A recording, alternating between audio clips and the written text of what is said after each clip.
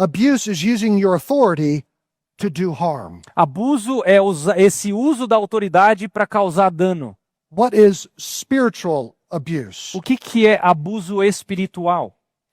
It's using the Bible É usar a Bíblia or the name of God ou o nome de Deus to justify your abuses. para justificar os seus abusos.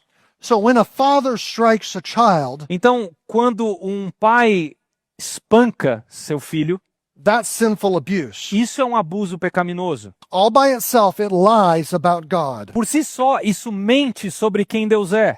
Yet when the father invokes the Bible or the name of God to justify his action, Mas quando o pai invoca a Bíblia ou o nome de Deus para justificar a sua ação, he compounds his crime ele agrava o seu crime, by committing spiritual abuse as well. cometendo também abuso espiritual.